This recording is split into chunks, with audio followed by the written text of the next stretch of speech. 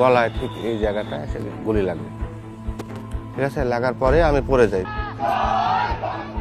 সবগুলার হাতে অস্ত্র ছিল, অস্ত্র নিয়ে আমাদের উপরে এসে অতর্কিত হামলা করতে।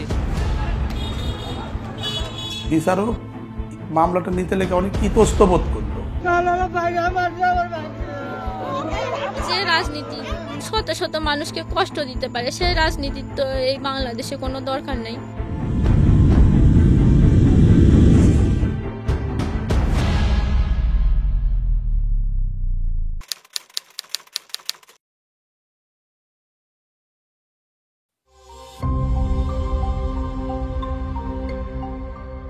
আরিফুল ইসলাম, বয়স বড়জোর 40। অন্য ৮-১০ জনের মতো আরিফুলেরও স্বাভাবিক জীবন ছিল, কিন্তু একটি সন্ত্রাসী হামলা পাল্টে দিয়েছে সব।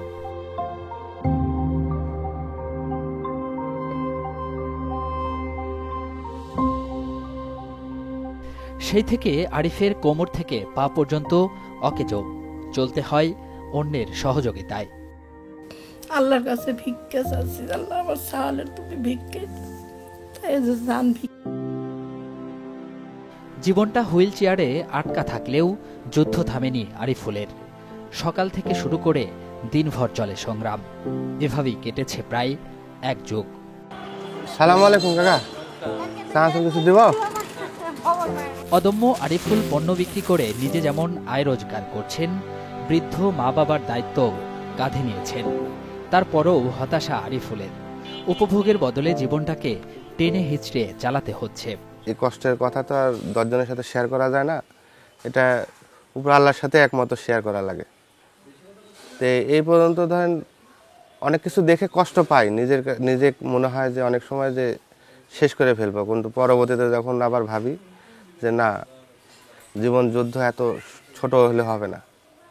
তো এই জীবন যুদ্ধ করে এখন পর্যন্ত বেঁচে আছি। ২০১৩ সালের ২ ডিসেম্বর, সেদিন নাটোরে সরকার বিরোধী অবরোধ কর্মসূচিতে যোগ দেন বিএনপি কর্মী আরিফুল। তাদের মিছিলটি কানাইখালী ব্রিজের কাছে পৌঁছালে সংঘর্ষ বাধে। কে জানত সেই ঘটনায় তার জীবনে কালো হয়ে দাঁড়াবে। আওয়ামী লীগের পন্থীরা যারা আছে তারা মনে করেন এলোপাথারি গুলি করতে করতে এদিকে চলে আসছিল। আসার পরে আমার গলায় ঠিক এই জায়গাটা এসে গুলি লাগে। ঠিক আছে, লাগার পরে আমি পড়ে যাই। আরিফুল বেঁচে গেলেও ওই দিন গুলিবিদ্ধ হয়ে মারা যায় ছাত্রদল নেতা সাইফুজ্জামান সুজন। যে ঘটনায় সুজনের ভাই আদালতে মামলা করলেও প্রতিকার পায়নি। কুখ্যাত শিমুল, যে আমার ভাই এই মামলার ১ নম্বর আসামি, তার ২ হাতে ২টি অস্ত্র, অত্যাধুনিক স্বয়ংক্রিয় অস্ত্র, প্রকাশ্যে সে গুলি করতে করতে এই আমার ভাইকে প্রকাশ্যে একদম দিবালোকে মেরেছে। কিন্তু আমরা মামলা করার পরে ১০ বছর এই মামলার কোনো অগ্রগতি হয়নি।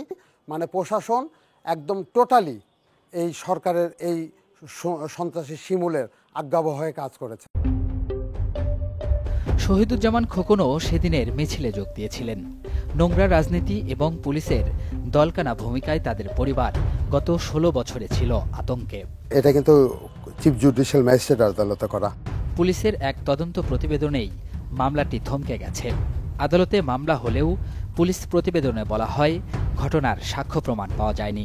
এটা পুলিশ প্রশাসনের প্রমাণ করা মানে আমি মনে করি একদম খুবই সহজ একটা ব্যাপার। ওই গোলাগুলির মধ্যে অন্তত শত শত লোক বিভিন্ন অ্যাঙ্গেল থেকে তারা এই প্রকাশ্যে হত্যা করা দেখেছে। আমি চাই এই শিমুল আর এহিয়ার ফাঁসি, এই 2 জন মেন, সাথে আরও 30-40 জন ছিল, সবার উপযুক্ত আমি শাস্তি দাবি করছি। অনেকে বলে যে তোমার ভাইকে আওয়ামী লীগ মেরে ফেলছে। আমি বলবো আমার ভাইকে মারেনি, আমার ভাইকে না, আমার পরিবারের 3টা মানুষকে, আমার ভাই, আমার মা, আমার বাবা, 3টা মানুষকে হত্যা করেছে। আমি যে এখনো পৃথিবীতে বেঁচে আছি, এটা আল্লাহ আমাকে বেঁচে রাখছে। তাই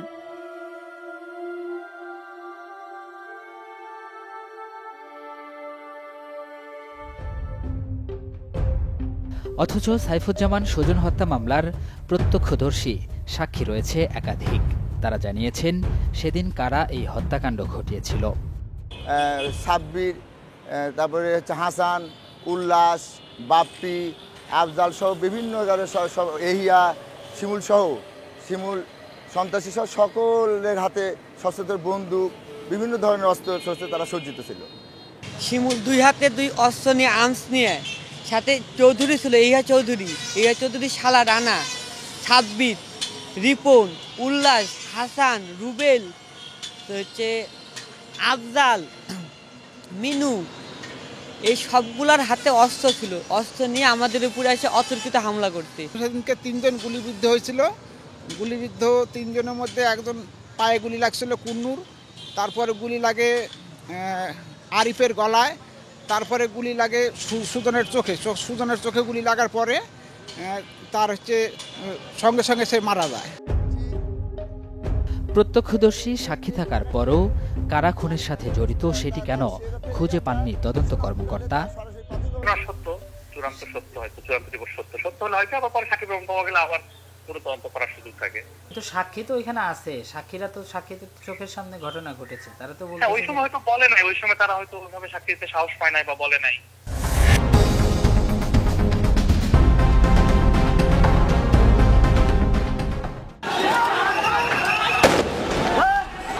তথ্য বলছে, গত 1.5 দশকে নাটোর শহরে বিএনপির সভা সমাবেশ ও কর্মসূচি মানেই আলোচিত এমপি শফিকুল ইসলাম শিমুল বাহিনীর হামলা।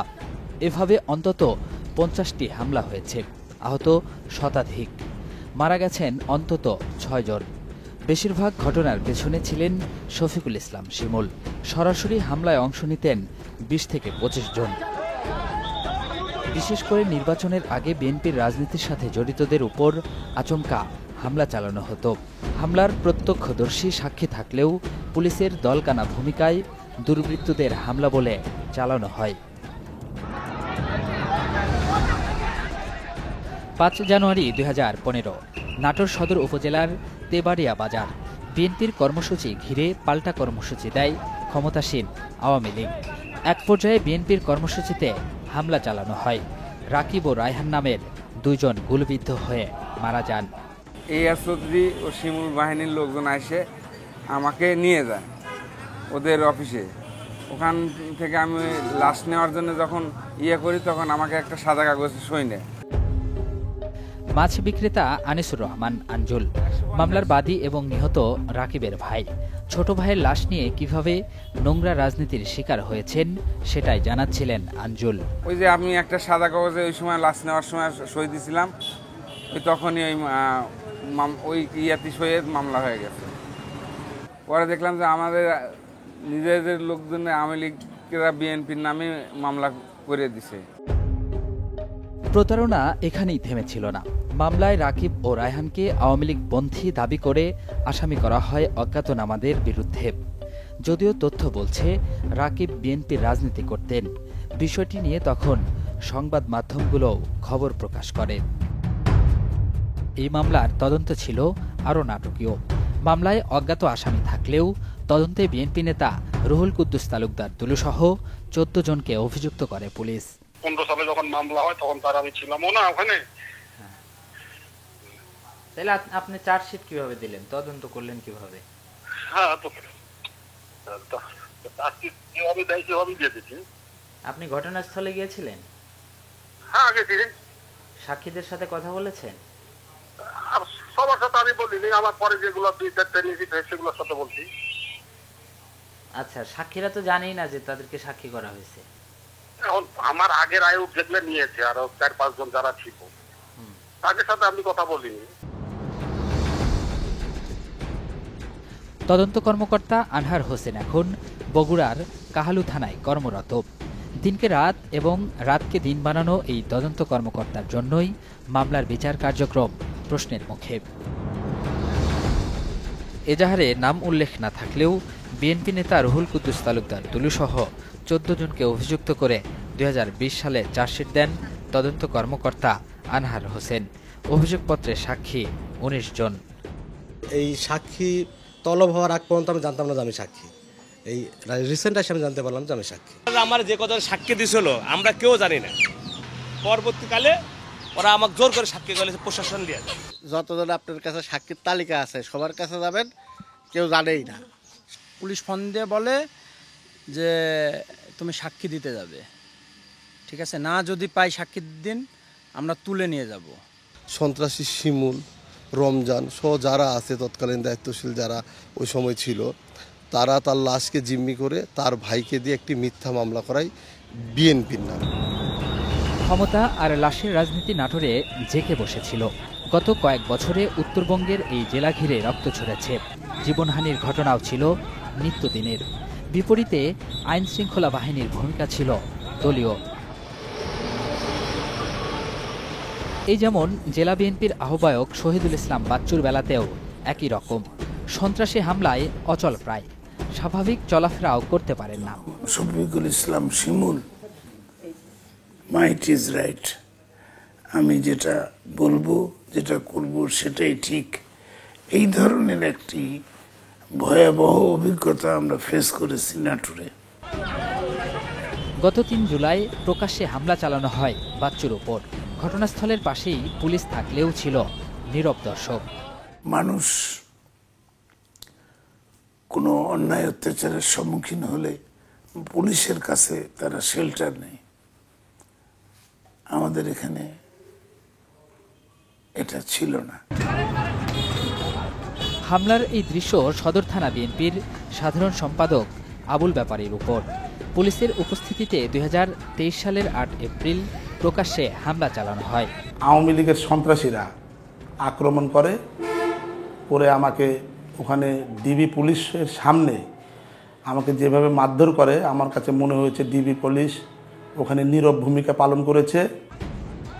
এই ঘটনাতেও থানা মামলা নেয়নি। পরে আদালতে মামলা করলেও ফল পাননি। পিবিআই তদন্ত শেষে ঘটনা সত্য নয় বলে প্রতিবেদন দেয়। এই মারা একটি সম্পূর্ণ ভিডিও আছে, তারপরেও উনি বলতেছে যে এখানে কারা মারছে তাদেরকে দেখা যাচ্ছে না, তাদেরকে চিহ্নিত করা যাচ্ছে না, এই বলে মামলায় প্রতিবেদন দিয়েছে। প্রকাশ্যে হামলার ভিডিও ফুটেজ থাকলেও তদন্ত কর্মকর্তা কিভাবে আসামি শনাক্ত করতে পারলেন না? আমি একাধিকবার চেষ্টা করেছি, কিন্তু কোনোভাবে সে আমাকে কোনো কিছু উপস্থাপন করে নাই বা কোনো সাক্ষী উপস্থাপন করে নাই। দিনে দুপুরে এমন ঘটনায় আসামি শনাক্ত করতে না পারা তদন্ত কর্মকর্তার গাফিলতি নয়, বরং হামলাকারীদের বাঁচানোর কৌশল। মামলার সাক্ষীদের সাথে কথা বলেও এমনটাই আভাস পাওয়া গেছে। তদন্ত কর্মকর্তা বা পুলিশের কোনো সাক্ষী আমাদের কাছে আসে নাই বা বলেও নাই। তখন পুলিশের চোখে তো কালো চশমা পরা ছিল, ওরা দেখতে পাবে না। এত বড় ঘটনা, ওরা আমাদেরকে সাক্ষী খুঁজে পায় না। প্রকাশ্য ভিডিও আছে এর, কিন্তু তারপরেও এতদিন মনে করেন যে কোনো রকম কোনো আসামি গ্রেপ্তার হয় নাই। মামলাকে ভিন্ন খাতে নিতে তদন্ত কর্মকর্তার ইচ্ছাকৃত ও বানোয়াট প্রতিবেদন আইনের দৃষ্টিতেও শঠতা, যার দায় তদন্ত তদারকি কর্মকর্তারও। ফিরছি আরও একটা বিরতির পর।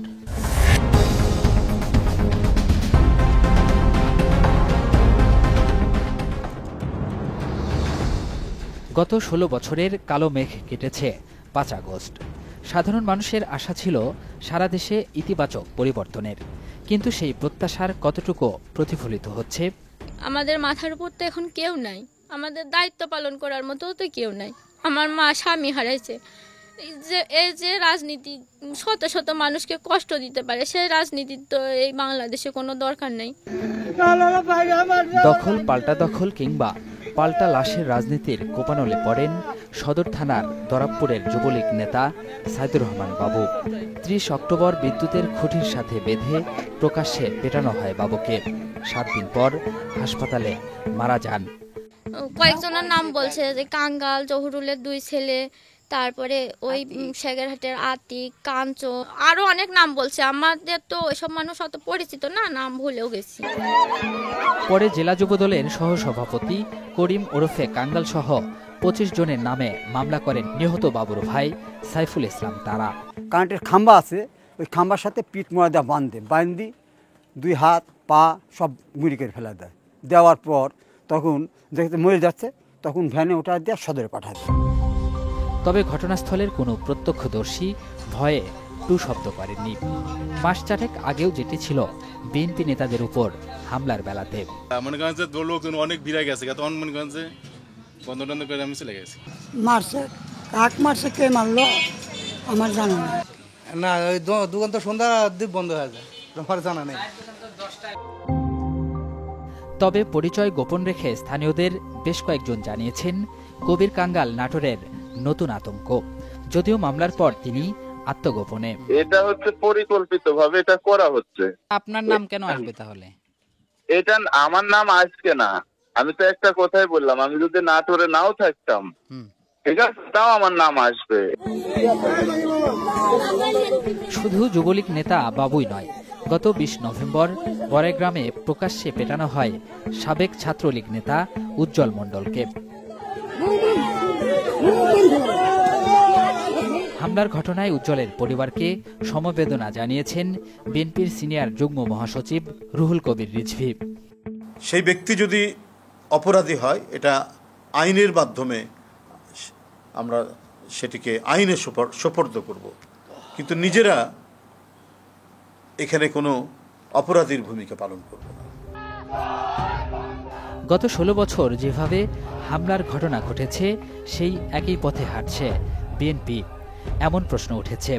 অথচ ৫ আগস্টের পর সারা দেশে ইতিবাচক পরিবর্তনের প্রত্যাশা ছিল সাধারণ মানুষের, কিন্তু সেই প্রত্যাশায় গুড়ে বালিতে রূপ নিচ্ছে নাটোরের এই দুটি ঘটনাও।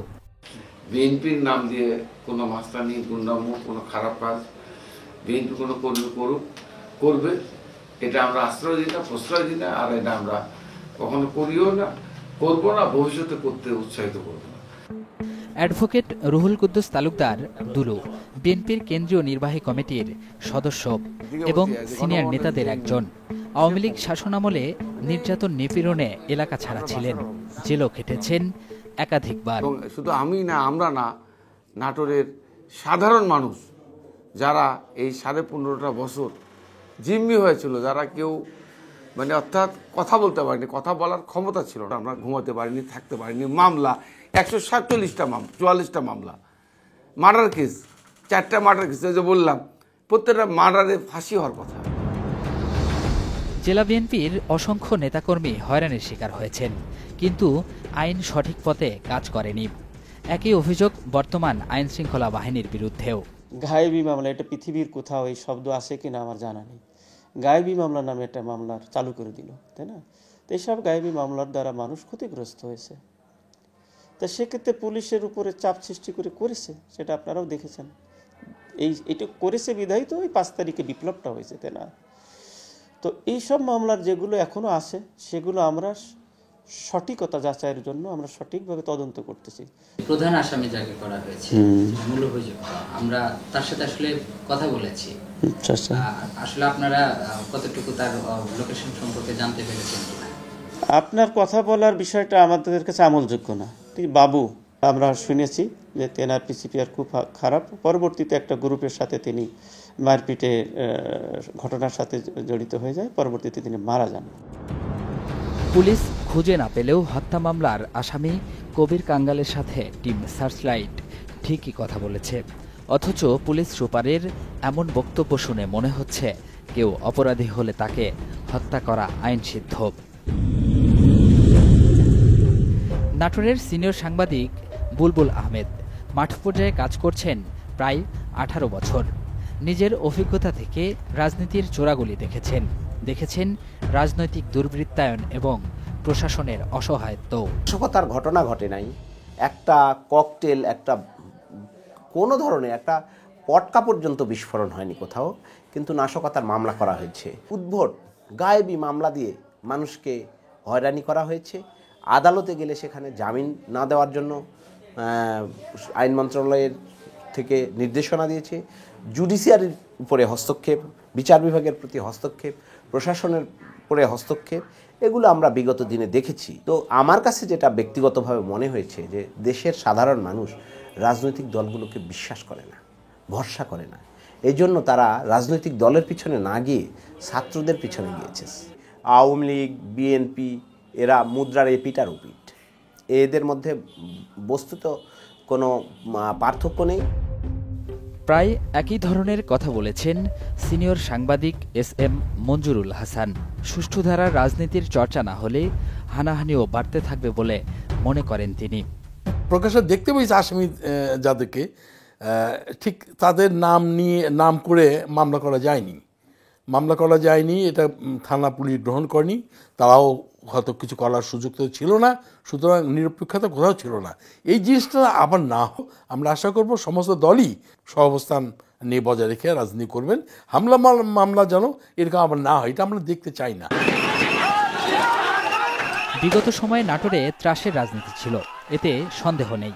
সাধারণ মানুষও বিরোধী মত দমন করা হয়েছে দলদাস প্রশাসন ব্যবহার করে। পট পরিবর্তনের পর একই ঘটনার পুনরাবৃত্তিও কেউ চান না, দেখতে চান না লাশের রাজনীতি। দর্শক, সুনির্দিষ্ট কোনো তথ্য, পরামর্শ কিংবা অভিযোগ থাকলে যোগাযোগ করতে পারেন স্ক্রিনে দেখানো নাম্বারে, জানাতে পারেন সামাজিক যোগাযোগ মাধ্যমেও। আপনার দেয়া তথ্যে সমাজের রন্ধ্রে রন্ধ্রে ঘাপটি মেরে থাকা জমাট অন্ধকারে আলো ফেলবে টিম সার্চ লাইট। অনুসন্ধানের আলো হাতে দেখা হবে অন্ধকার পথে।